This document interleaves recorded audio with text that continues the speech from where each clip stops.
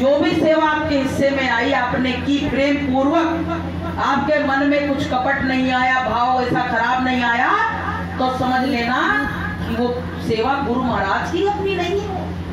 तो इसी तरह से जीव के कर्म कर्जा को अदा करा के गुरु महाराज एक दूसरे से मिलवा के इस तरह से हमको अपने धाम ले जाने वाली है।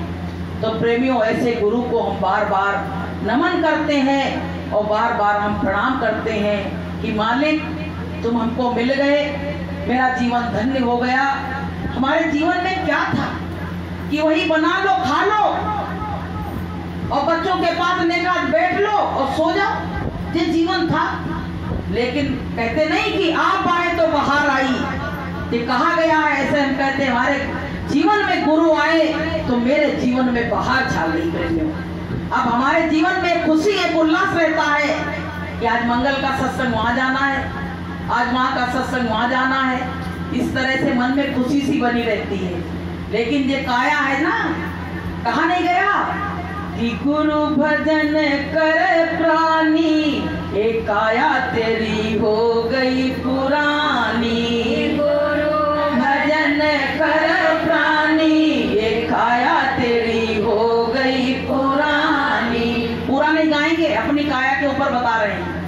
कल मेरी तबीयत बिगड़ गई, फैल गए हम तो, क्योंकि वो बीपी जो होता है ना, भूकंप होता है, वो जब आ जाए तो पूरा हाथ पैर थरथरा जाते हैं, पूरा यूं समझ लो तूफान सा मचा देता है। तो ये काया धीरे धीरे पुरानी हो रही है, जर्जर हो रही है प्रेमियों। अब जो मकान ढहने वाला है, गिरने वाला है, तो प्रेमियों गिरने से पहले हमको उस मालिक की, जो मालिक ने कार्य को बताया, उस कार्य को हमारा कार्य हो जाए, बस हमको और कुछ नहीं चाहिए। बहुत लोग किस कार्य को कह रहे हैं हमारा कार्य हो जाए, कि बच्चों की शादी हो जाए, बच्चों के बच्चे हो जाएं, इस कार्य को पूरा कार्य मानते हैं। लेकिन हम इस कार्य को बिल्कुल पूरा कार्य नहीं मानते हैं। हम तो कहते हैं मेरे बच्चों की कभी शादी ना हो, हमें कोई मतलब नहीं, हमको नहीं मालिक शादी कराने वाले, गुरु महाराज कराएंगे, जो होगा सो देखा जाएगा। हम तो यूं कहते हैं मेरी काया मिली है, इस काया से उस परमात्मा का भजन हो जाए और गुरु महाराज हमको अपने धाम, अपने देश लेके जाएं, हमको छोड़ के जाए। हमको मालिक हम छोड़ना नहीं। हमने दुनिया की बहुत चीजें देख ली, अब इस दुनिया से मेरा मन भर गया। अब मालिक हम पे दया और कृपा करके हमारे चाहे जितने अधूरे काम पड़े हों, अगर हमारी तारीख आ गई जाने की, तो आप आके हमको ले जाना, मुझको किसी बात का गम नहीं है। बोलिए प्रेम से। ऐसी भावना, ऐसी आशा गुरु से बांधो, तब तो गुरु ले जाएगा। और तुमने पुण्य मुण्य करी तो गुरु आएंगे और ले नहीं जाएंगे। अच्छा, कौन कौन गुरु के साथ जाने तैयार है? सब तैयार हैं? ओ भैया, एक तो बहुत पक्के सत्संगी हो गए, सभी तैयार हो गए।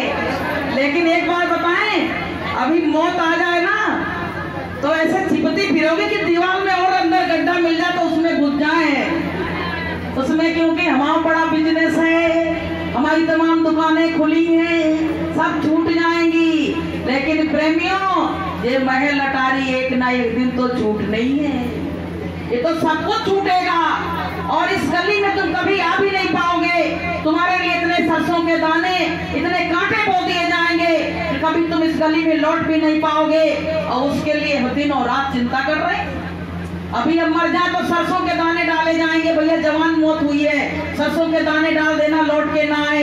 इसके लिए हम रो रहे हैं, ये घिनौने संसार के लिए। हम तो कहते परमात्मा अभी आ जाए, इसी समय आ जाए, इसी क्षण में आ जाए, तो हम अपने गुरु महाराज के साथ जाने के लिए तैयार बैठे हैं। बोले प्रेम से। तो प्रेमियों, ऐसी आशा बांधो और अपने घर को चलो, यहाँ कुछ भी नहीं रखा है। गुरु महाराज ने कहा कि धाम अपने चलो भाई, पराए देश नहीं रहना। धाम अपने चलो भाई, पराए देश नहीं रहना। धाम अपना करो भाई, पराए काम नहीं फंसना। धाम अपना करो भाई,